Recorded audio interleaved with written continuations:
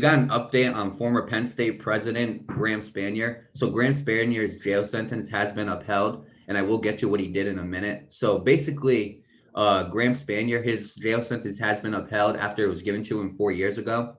And the judge ordered Spanier to serve 2 months in county jail, miles away from the Penn State campus, followed by 2 months of house arrest with electronic monitoring. And so basically, he was charged with a misdemeanor conviction of endangering the welfare of children. He was charged in 2012. He was convicted in 2017, but appeals have kept him out of prison, Nate. And he was convicted for the actions he made when an assistant football coach had been greatly disturbed when finding an administrator at the time, Jerry Sandusky, showering alone with a boy in the team locker room in 2001. And this is a quote from the judge, John Bocabella. He said, "He made a mistake and he's going to pay for his mistake, but I don't consider him to be a danger to society as I would a criminal."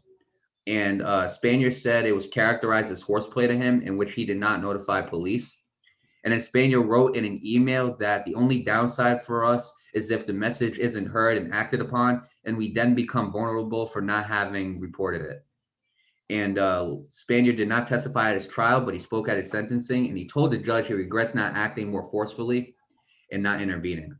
And he actually told Judge Bacabella that he is still a tenured faculty member at Penn State, and he is on administrative leave, and he is not teaching classes.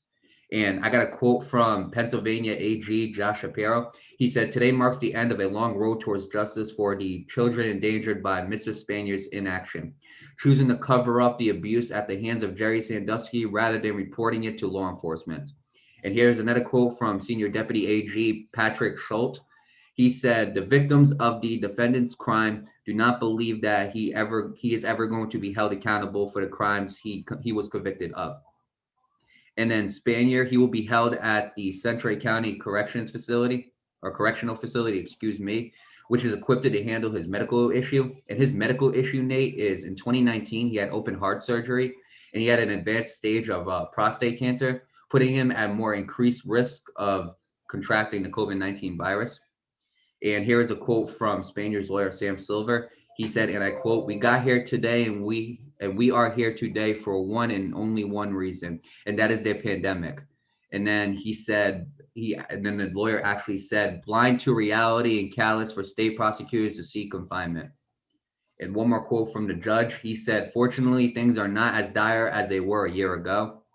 And in Spanier, he also must serve 2 years of probation. He must pay a $7,500 fine and serve 200 hours of community service to participate in work release. Now, before I pass it on to you, Nate, I'll let you start first. The source for this article was ESPN Associated Press. So you start first, Nate. Your thoughts on former Penn State President Graham Spanier jail sentence being upheld? Well, first of all, before I say anything, does it ever say why the sentence was upheld? No, it just because he was they charged him in 2012. He was convicted in 2017. He never went to prison because he kept appealing it. Okay, all right.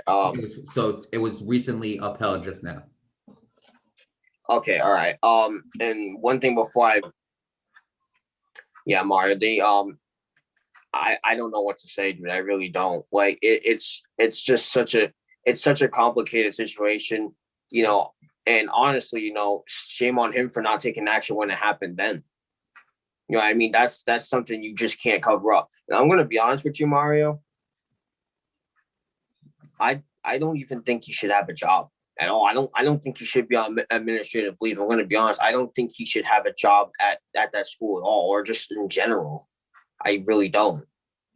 Because if you really covered this stuff up, you know what I mean? Like, if you covered this up and then just like went on with yourself, and he even said it too, Mario. He was like, he regrets that he didn't take any action. You know what I mean? He admitted to that.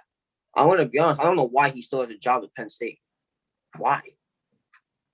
Like this was my problem. You know, like with when it comes to schools, a lot of things just get swept under the rug and just left in the dust to be forgotten about. You know, you and I are firsthand witness of it. You know, in our high school, there was a lot of fights, and some people that didn't deserve to get hurt got hurt in the administration, just flat out swept under the ground. That's right. I just called out my own damn high school. But you know what? this is obviously this is even worse than that, but you get my point. You know, this stuff does happen in schools, and I hate to see it.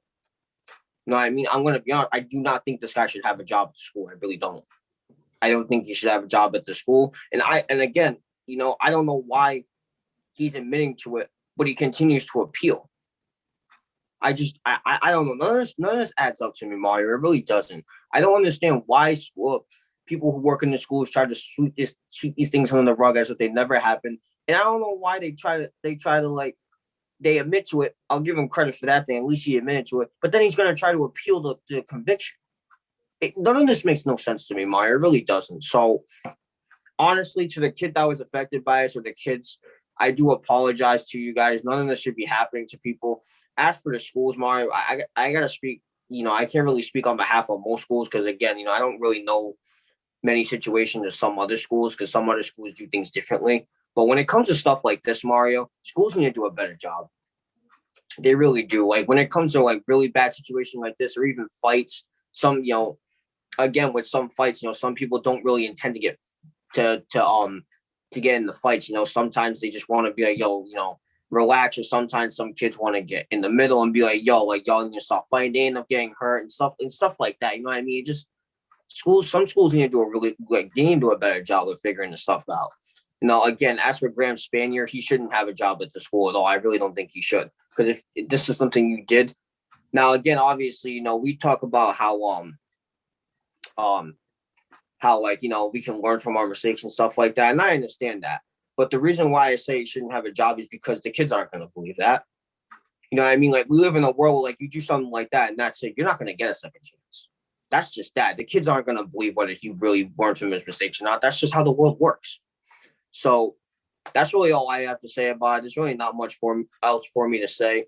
Again, to the kid that was affected by this, I do apologize. You know, this should have never happened to begin with.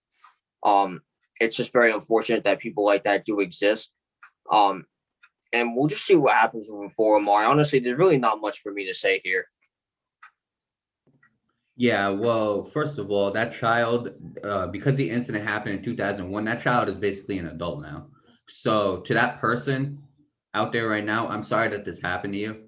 No, I really am, and I hope that hope that your life is going. I hope that you're doing well with your life now, because what happened back then should have never happened. I completely agree with you. He shouldn't have swept this under a rug, and he admits it. And I completely agree with you. I don't know why he appealing it if like I don't know why he's appealing it if he knows he did it. Maybe he's trying to get a lesser sentence. That's probably the only thing he could really do. But look, Nate, I completely agree. I don't think he should have a job. I don't think so. And here's what's really awful about this. I know this happened in '01, but regardless of when it happened, Nate, here's what's really awful. We seen cases like this with athletic directors. We've seen cases like this with coaches, right? But the fact that the actual president of Penn State, the university, or the former president at that, the fact that he was keeping this under the rug, if the president itself is keeping it under the rug, who else can you go to? Exactly. That's what's really sad about this. Because, okay, an athletic director does this. Okay, get this athletic director out of here. Okay, a coach, let's go to the athletic director. But this is the president, for crying out loud, Nate. The only person you can really go to is the police, really. But it really is unfortunate. Again, I'm not, and again, like he said, he thought it was, somebody told him it was horseplay. But regardless, when you heard about a grown adult and a child in the shower together, most likely you need to take action upon that. Okay, that's just horrible. It really is. Okay. Again, I don't know if this child was connected to him in some way. I'm not sure exactly what this was. This happened in 2001, but most likely, if not 100%, this was something wrong, and Spanier should have done something in a college locker room. There's no excuse for that, Nate. There really isn't. Okay. So Jerry Sandusky, like he is obvious that is terrible. But you know what? Shame on you, Spanier, for not again intervening and for not contacting law enforcement. Okay, you said it in that email, and you said it in that email. That's the one thing. That's the downside. You said the downside of it was again not contacting law enforcement. So you knew you had to contact law enforcement, but again, you didn't do it. Like, look, this is just really unfortunate. This is really sad, Nate. Really sad. It really is, and it shouldn't happen. It should not happen. It really shouldn't. And I hope they can just get to the bottom of this with this jail sentence. I'm going to be honest, Graham Spanier deserves to go to jail too. I'm going to be honest with you. Like, none of this should have ever happened. It's just that. Yeah, and again, he will. He's going to face a couple months, which I think is kind of light. But regardless, a couple Yeah. months in county jail. He's after that. He's gonna have to do community service. He's gonna have to wear an ankle bracelet. Be on 2 years probation. So again, regardless, though, this is a very sad and unfortunate. It really is sad and unfortunate. And again, to that person now, because that person is no longer a child, I'm sorry that you had to go through that. I really am. And again, I'm wishing you the best of luck. Okay, because this is just real. I don't know. I don't even like talking about this type of stuff, but yeah, like, look, again, okay, as a university, especially as Penn State, you should know what to do in this type of situation. Okay, you know it's wrong. Okay, you know that most likely it's probably illegal what's going on over there, so you need to contact somebody. Simple as that. With that being said, to that person out there, again, I'm wishing you the best of luck. Again, I'm sorry that you had to go through this. And that being said, I don't even really want to talk about this no more. And let this be a lesson to people, okay? If you see something that's wrong, okay? If you see something that's going on illegally and you feel like you should do something, okay, I'm going to be honest, contact the police. Okay, obviously, I understand, like, I don't want to be a snitch, but regardless, if it's something really, really bad, you should contact the police. Because you contacting the police could potentially save someone's life.